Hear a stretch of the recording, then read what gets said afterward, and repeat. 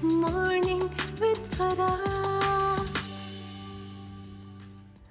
Welcome back ATV morning आप देख रहे हैं और मिलेंगे अपने मेहमान से। मैं आपको बता रही थी बड़े ज़बरदस्त से मेरे मेहमान हैं। हमने यूरोप में देखा ये कॉन्सेप्ट आया जो वैसे तो हमारी थिएटर से ही लिया गया कि स्टैंड अप कॉमेडियंस होते थे। तो आजकल इस्लामाबाद में इनका एक ज़बरदस्त सा सेशन चल रहा है नो ऑफेंस के नाम से। अगर आपने मिस कर दिया तो एक आध दिन नहीं रह गया, आप ज़रूर जाके देख सकते हैं। He is known for his stand up comedy as well as बड़े जिसे कहना चाहिए ओरिजिनल स्क्रिप्ट्स। 2000 अर्ली 2000s में इस्लामाबाद में जब रिवाइवल कह लें थिएटर का, पैरेलल थिएटर का हुआ और बहुत सारे यंगस्टर्स उसमें आए तो एडेप्टेशंस बहुत ज़्यादा थी। ज़्यादातर जो है इंग्लिश स्क्रिप्ट्स को ही ट्रांसलेट करके तो वो परफॉर्म किया जा रहा था। तो ही वाज द वन जिसने कि ये इनिशिएट किया कि ओरिजिनल स्क्रिप्ट्स हों और फिर उससे बढ़कर अनवर मकसूद साहब के स्क्रिप्ट्स। और आपने बहुत सारे जैसे कह रहे ब्लॉकबस्टर जो थिएटर्स देखे हैं उनके पीछे man behind this all was him. क्योंकि इन्होंने एक्टिव 144, 14 अगस्त, आंगन टेढ़ा, सियाचिन इस जैसे बहुत सारे कामयाब थिएटर प्लेस जो हैं उनको डायरेक्ट किया हुआ है। He himself is theatre actor as well. मेरे साथ है दावर महमूद। अस्सलाम वालेकुम दावर। वालेकुम सलाम। कैसे हैं आप? फरा big fan. Oh I am big fan. हाँ, इतना ज़बरदस्त आप काम करती हैं। और मैं गया था कराची जब मैं 16 साल का था। अच्छा। और अब मैं 34 का हो चुका हूँ। तो मुझे तो अपना आप इतना बूढ़ा लगना शुरू हो गया ना जिसका मैंने पूछा कि इस्लामाबाद और कराची दोनों में से अगर रहना हो तो दावर जो है उसको क्या पसंद? खाना अच्छा है, प्रोफेशनलिज्म अच्छा है, बहुत अच्छा है। मतलब सिर्फ ये दो वाहिद चीजें। पैसे ढेर सारे हैं, पैसे ढेर ओए इंडस्ट्री बड़ी कमाल है वहाँ बच्चा पे। शॉपर पकड़ के आ जाता है गांव से कमाने तो वो कमा लेता है वहाँ। ये बहुत है, मुझे बहुत प्यार किया कराचीइट्स ने, बहुत ज़्यादा। बट रहने के लिए आधे सेकंड का सुकून नहीं है वहाँ। वहाँ मैंने किसी बंदे को 5 बजे अपने कोवर्कर को नहीं कहते देखा कि यार मैं घर जा रहा हूँ। नहीं, उसने अगली मीटिंग पे जाना है, फिर अगली मीटिंग पे जाना है, फिर डिनर मीटिंग पे जाना है, फिर पार्टी मीटिंग पे जाना है। सुबह 3 बजे वो सोते हैं, सुबह 7 बजे उठ जाते हैं। इसलिए मुंह उनके खराब हो गए, आंखें उनकी काली हो गई हैं। अच्छा। हाँ, मतलब वो So you're also living this kind of life? इन कराची आपके पास ना किताब पढ़ने का टाइम है, ना फिल्म देखने का टाइम है, ना सोने का टाइम है, ना खाना खाने का। लेकिन बेस्ट आपका जो काम आ रहा है वो तो इसी टाइम पे आ रहा है जब धड़ाधड़ प्रोजेक्ट पे प्रोजेक्ट आ रहे हैं और हिट हो रहे हैं और कामयाब हो रहे हैं और हर तरफ दावर दावर हो रही है। अब ये मज़े का कॉम्बिनेशन है। मुझे एक्टर हमेशा इस्लामाबाद लाहौर से मिले अच्छे, और कराची से मुझे पैसे सबसे ज़्यादा वहाँ से मिले, ब्रांड्स वहाँ से मिले।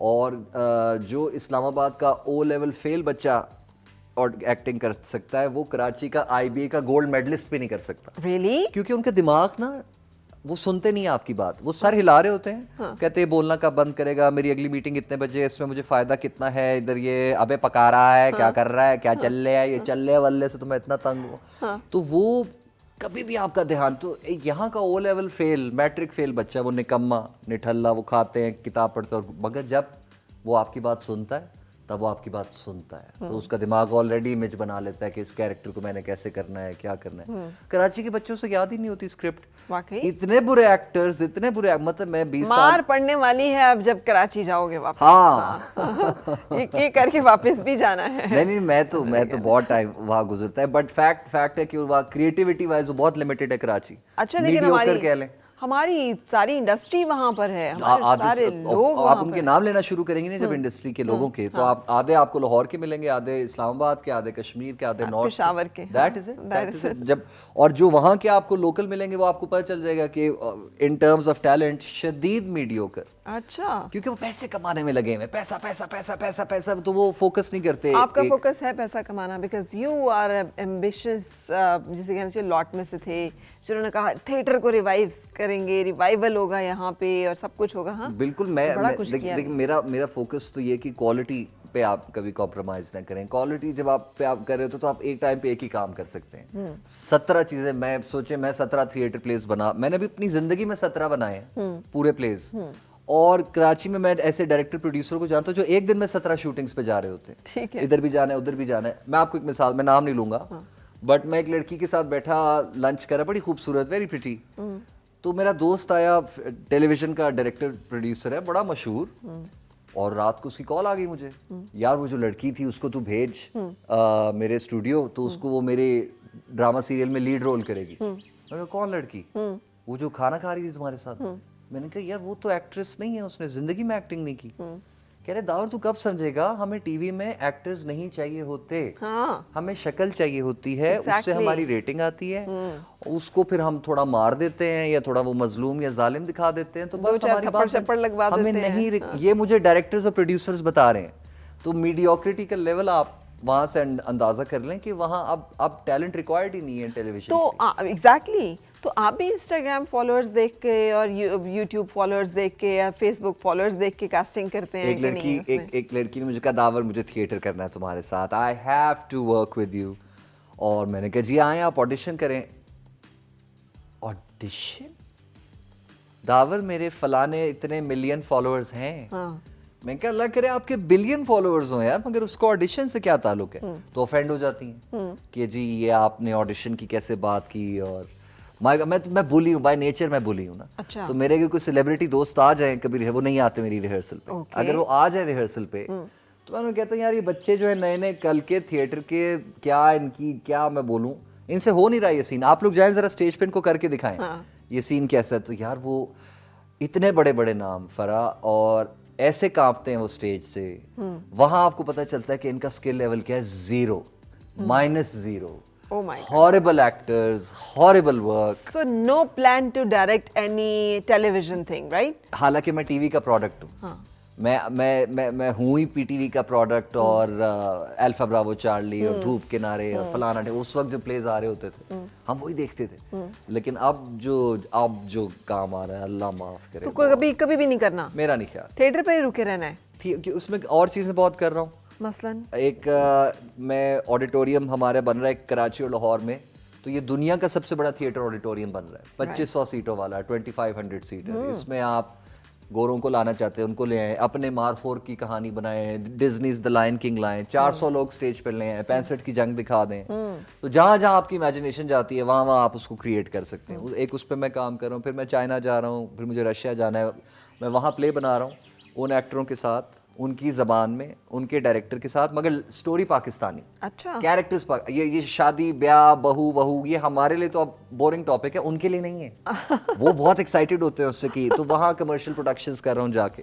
तो वो थिएटर में एक इतनी सारी चीज़ें जो मैं अभी नहीं करूँगा तो कभी भी नहीं होंगी। पाकिस्तान में मॉल और हॉस्पिटल बना के आप रुक जाते हैं कि बस हो गया। तो वो अच्छा देखो हमारे पास ना, ये जब हम बात करते हैं हमारे पास कैसे कैसे लोग, अनवर मकसूद साहब हिमसेल्फ, वो जब अपना पढ़ते हैं कोई भी चीज़ तो there is a large big audience जो कि सुनने के लिए बैठी होती है ना, रिसेप्टिव होती है। ज़िया मुहिउद्दीन इसी तरह से थे कि उनकी अदायगी, उनका तलफ़्फ़ुज़, उनकी जो खूबसूरती थी उसको लोग सुनना उन्हें पसंद आता था। मुश्ताक यूसुफ़ी साहब, उन्होंने ख़ुद बैठकर अपने जो पढ़ा हुआ है और बताया हुआ सुनाया हुआ इंजॉय किया, लोगों ने लुत्फ़ उठाया। अब नहीं है। अब अनवर साहब के बाद कौन है? I mean Bano Qudsia gone, Ashfaq Ahmed sahab gone, Zia Mohiuddin gone, और लिखने वाले नहीं हैं। मतलब राइटर आप जब कंटेंट देखते हैं उसमें जो ह्यूमर होता है, मेरी ट्रेनिंग बहुत हुई अनवर मकसूद के हाथों, बहुत ज़्यादा, क्योंकि उससे मैं भी यंग होता था। तो हमने एक प्ले में एक ऐसा जुमला बोल दिया जो बहुत फ़नी था, ऐसा लगता था आर्ट्स काउंसिल में कुछ फट गया है, लोग हंसते हुए बुरा हाल हो, मगर अनवर साहब का जुमला नहीं था वो, and he got very offended. Personal एक जोक हमने क्रैक किया था। तो जब मैंने कहा क्या हो गया है, अब सारे इतना हंस रहे हैं, मैं डायरेक्ट कर रहा हूँ, आप मुझे इतना मार्जिन तो दें कि वो ह्यूमर नहीं है, वो बैसाखी है। जब आप वल्गर होते हैं या जब आप पर्सनल अटैक करते हैं तो वो आप बैसाखी इस्तेमाल करते हो क्योंकि आपको हंसाना आता नहीं। ठीक है। तो लेकिन मैंने बहुत स्ट्रगल किया कराची में, जब मैं इनिशियली गया तो पंजाबी बच्चा कराची में, तो उनके जो कैंची और तमीज़ और तमद्दुन के दायरे में रहते हुए मेरे लिए तो वो था ही नहीं। मुझे एक लड़की मिली मीटिंग के लिए, उसने कहा जी दावर महमूद, मैंने कहा हाँ जी, hello Dawar, this is Mariam बंदूक वाला। मैंने कहा जी मरियम, दिस इज दावर बंदूक के बगैर।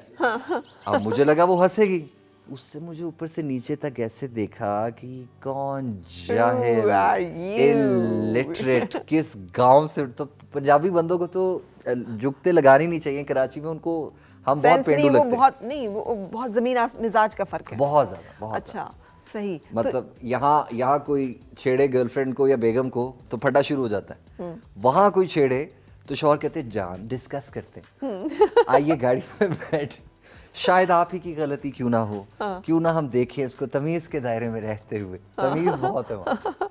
अच्छा, तो अपनी शादी के मामला कहाँ नहीं नहीं, तक अल्लाह पहुंचा? माफ़ करे, मैं बचा हुआ हूँ। नहीं, ये क्या बात हुई? बिल्कुल ठीक ठाक। ये क्या बात हुई? यानी एक बंदा इतना हसीन और जमील नौजवान, इतना कामयाब थिएटर डायरेक्टर, इतने लोगों से मुलाकात, इतने हीरोइंस, इतने यंगस्टर्स हैं वो आते हैं मिलते हैं, तो ये क्या हुआ? चलो इसमें मैं वो इसमें मैं आपको एक जोक सुना दूंगा जो मेरे शो में नहीं है। अच्छा। तो वो उसका जवाब आपको कि देखिए जब वो यार मैं क्या जवाब दूँ इसका, ये बड़ा बड़ा आपने यॉर्कर मारा है मुझे। अच्छा, मेरी ऐसी रूटीन नहीं है जिसमें मैं एक जगह टिक सकूं या एक जगह रह सकूं। मैं कभी इस्लामाबाद हूं तो कभी लाहौर तो कभी कराची, और उसके अलावा मैं बाहर बहुत ज़्यादा ट्रैवल कर रहा हूँ।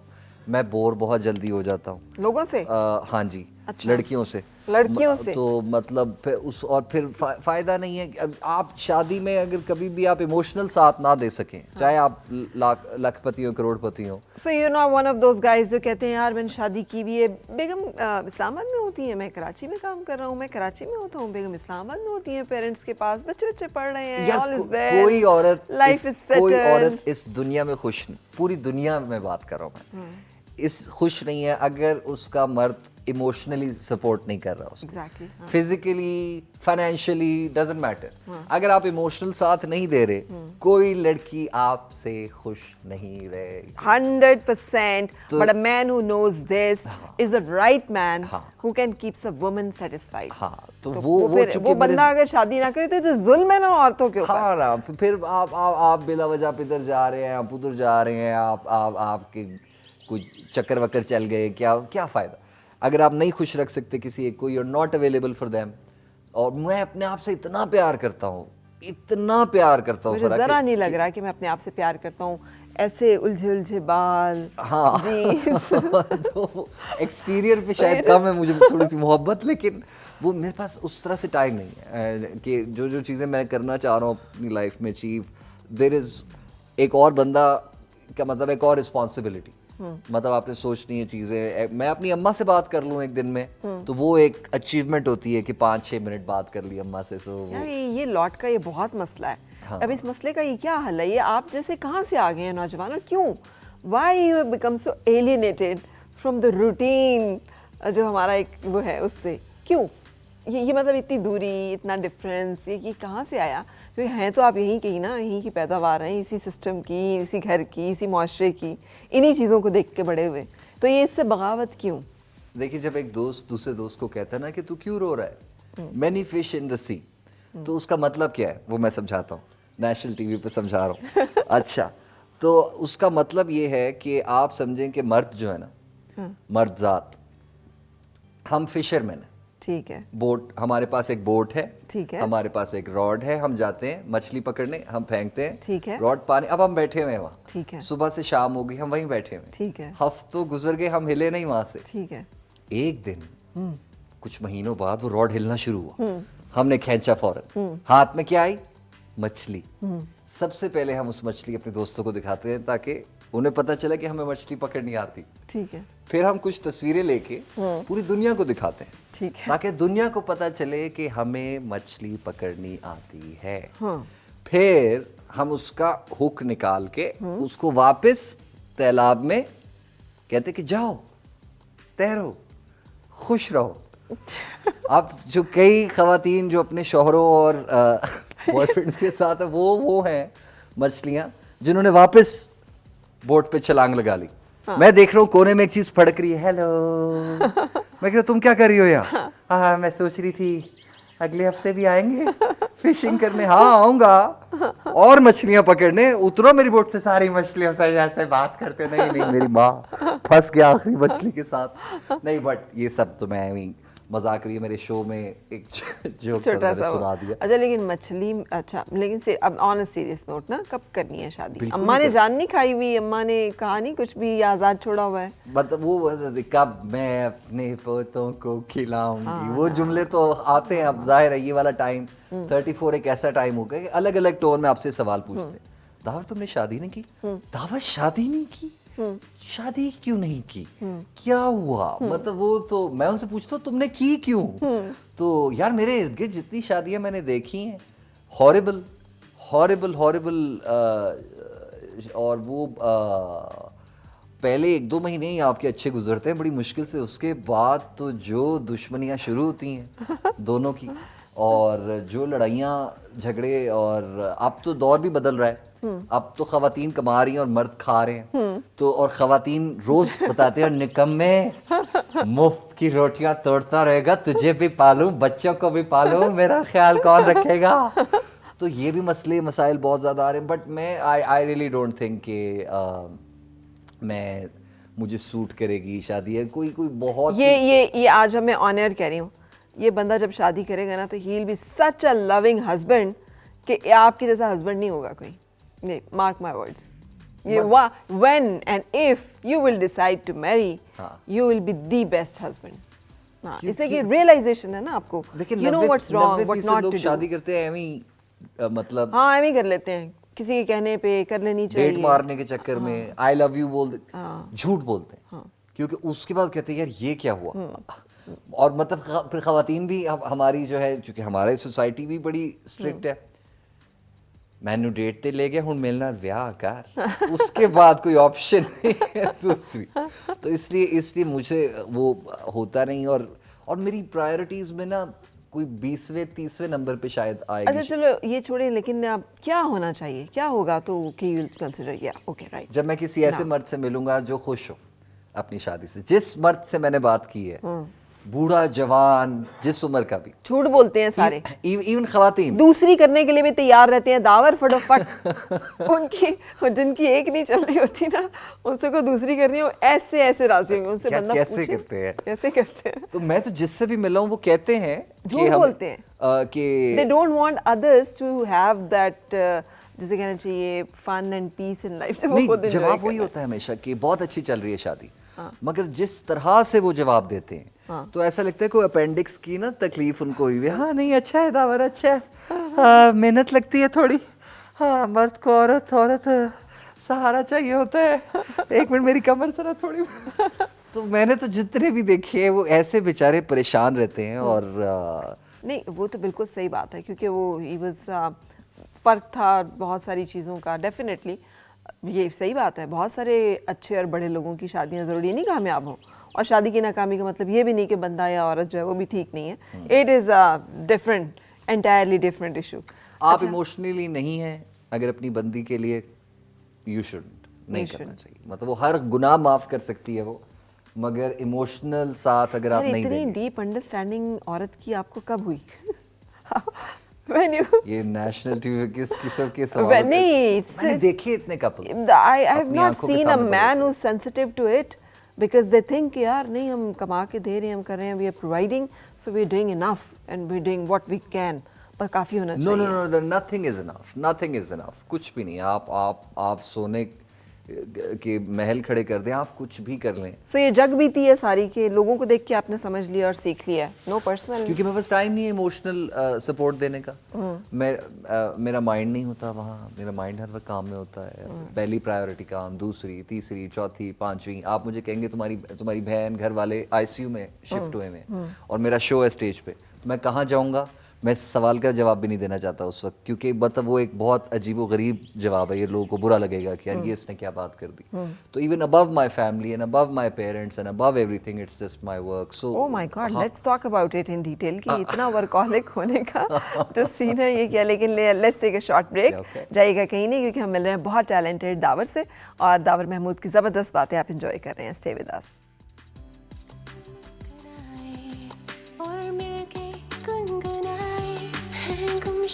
जो खुशियाँ सारी वो ढूंढ लाए, आओ फिर से मुस्कुराए, मॉर्निंग विद फराह।